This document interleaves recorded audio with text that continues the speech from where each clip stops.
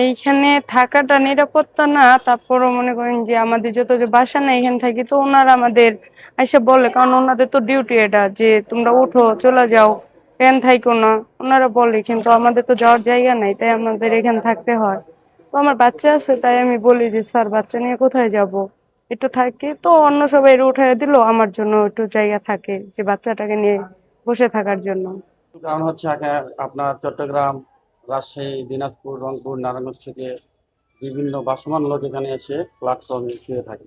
এবং ট্রেন যখন আপনার প্ল্যাটফর্মে আসে তখন সাথে সাথেই কিছু দুষ্কৃতী লোক এবং ছিনতাই করার উদ্দেশ্যে তারা ট্রেনে উঠে কারো ব্যাগ, কারো মোবাইল, কারো টাকা হাতিয়ে নেয়। এতে করে পাসপোর্ট, অনেকের পাসপোর্ট চুরি করে নিয়ে যায়। এতে করে জনগণের ভোগান্তির সৃষ্টি হয়।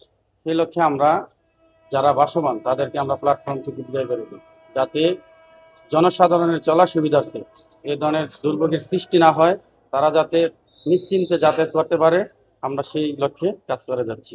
আমাদের মাননীয় পুলিশ সুপার মহোদয়ের নির্দেশে এবং আমাদের অফিসার ইনচার্জ ঢাকা রেলওয়ে থানার অফিসারের নির্দেশ যে কোনো বাসমানমূলক প্ল্যাটফর্মে থাকবে না। তারপরও যারা একেবারে অসহায়, প্রতিবন্ধী, আমরা চেষ্টা করি তাদেরকে পাশে থাকার জন্য বা দেওয়ার জন্য। দেখা গেছে তাদেরকে দেওয়ার সত্ত্বেও আবার কিছু লোক যারা প্রকৃতপক্ষে চিন্তাই করে তারা এসে আবার ভিড় জমায়। তো আমরা চেষ্টা করি যতটা সম্ভব যে প্ল্যাটফর্ম এই বাসমান লোক যাতে এখানে না থাকতে পারে। এই যে বোনটি আমার পাশে যে বোনটি দাঁড়িয়ে আছে, এই বোনটি একটি ভালো একটি কাজ করেছে, মানবিক একটি কাজ করেছে। কমলাপুরে যারা ভাসমান লোক আপনি বললেন, আমরা আমরা অনেক সময় দেখে থাকি তারা নেশা করে পড়ে থাকে। হ্যাঁ, তাদের হুঁশ থাকে না, বেহুশ হয়ে পড়ে থাকে। কিন্তু এই বোনটি একটি ছেলেকে ভালোবেসে বিয়ে করেছে, সেই ছেলেটিও নেশা করছে। তো বিয়ের পর থেকে সেই ছেলেটি আস্তে আস্তে ভালো হচ্ছে, নেশা জগৎ থেকে বেরিয়ে আসতেছে, সে কাজ করছে প্রতিনিয়ত। তো এই বোনটির মাথা গোঁজার ঠাঁই নাই, কিন্তু সেই ক্ষেত্রে এখানে এই বোনটি রাত্রি যাপন করে। তো আমরা দেখলাম এসে আপনি তাকে উঠিয়ে দিচ্ছেন, বা সে সে বলতেছে যে আপনি এটা আপনার দায়িত্ব, মানে এটা আপনার দায়িত্ব, উঠে দেওয়ার দায়িত্ব আপনাদের।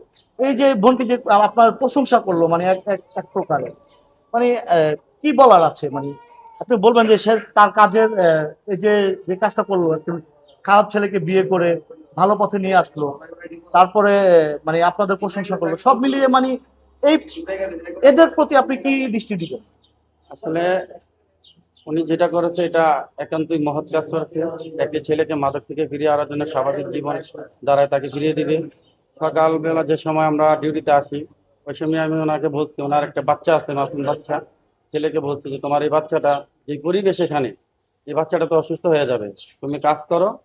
হ্যাঁ, তোমার স্ত্রী সংসার নিয়ে যে কোনো একটা ভালো জায়গায় দেখো, বা একটা অটো যদি তুমি কিনতে পারো কারো কাছ থেকে আর্থিক নিয়ে, সেটা কিন্তু তোমার ব্যবস্থা ভালো হবে। কিন্তু এখানে বাচ্চারা যদি রাখে এভাবে অসুস্থ হয়ে যাবে। সেই তার বাচ্চার দিকে তাকিয়ে আমরা মানবতার লক্ষ্য রেখে আমরা ওনাকে বসতে দিচ্ছি। আমি বলছি চলে যাইতে, পরে বলছি যে ভাই আমার তো বাচ্চাটা এখানে, আমি নিয়ে বসে আছি, কোথাও আমার যাওয়ার জায়গা নেই। সে সুবাদে আমরা তেমন কোনো কিছু বলি নাই, উনি এই পর্যন্ত আছে। তবে উনি যেভাবে থাকে দিনের বেলা মোটামুটি ঠিক আছে, কিন্তু রাত্রে যদি এভাবে বাচ্চা নিয়ে থাকে আসলে দুর্ঘটনা কখন হয় সেটা তো বলা যায় না। তো আমরা চাই না যে সে তার বাচ্চা নিয়ে, স্বামী নিয়ে এই প্ল্যাটফর্মে এইভাবে জীবনযাপন করুক। সে সুন্দর জীবন ফিরে যাক, এটি আমাদের কাম্য। আছে, আমি এর আগেও ভিডিওতে বলছিলাম যে যদি কেউ সাহায্য করে তাহলে একটা বাসা নেওয়ার মতো, যে আমি চলে যাব। মানে এখানে মানে আমরা যেরকম থাকতে পারি, কিন্তু আমার বাচ্চারা যে সকালেই ভাইয়া বলে গেছে, আমি নিয়ে কিন্তু ভালো শুইছি দুপুরে, এখন আবার জ্বর আইসা পড়ছে। আর কালকে থেকে ঠান্ডা, মানে কিছু করার নাই। তো বাসা থাকলে তো এই বাতাসটা লাগতো না গায়ে, একবার গরম হাওয়া একবার ঠান্ডা হাওয়া, এতেই মনে করেন যে বাচ্চারা জ্বর চলে আসছে। তাদেরকে বলার পরে যে তারা আমার থাকতে দেয়, তারা আমি এখন পর্যন্ত আমি কোনো মানে তাদের সাথে কোনো রকমের খারাপ ব্যবহার না। অনেকেই বলে মানে উঠাই দিলে মানে পিছন থেকে বকাবকি করে, কিন্তু আমি এইসবের ভিতরে নাই। কি দরকার, তার ডিউটি সে করতেছে, আমি তাতে একটু ভালো করে জায়গায় চাইছি, সে তো আমার দিছে না। যে ওনারা যখন ছবি তোলা স্যারদের দেখায়, তখন আমি আমার বাচ্চা এক সাইডে শোয়াই, আমরা সেরা যাই দেখছি। কি দেখেছেন আপনার সরজমিনে, একটু বলেন, অভিজ্ঞতাটা একটু শেয়ার করেন। আমি অনেক সময় দেখছি যে এখান থেকে ট্রেন ছেড়ে গেলে পোলাপাইন মানে যারা নেশা করে মা, এখানে আর কি যে বেশিরভাগ মানুষই দূরের থেকে এসে চুরি করে চলে যায়।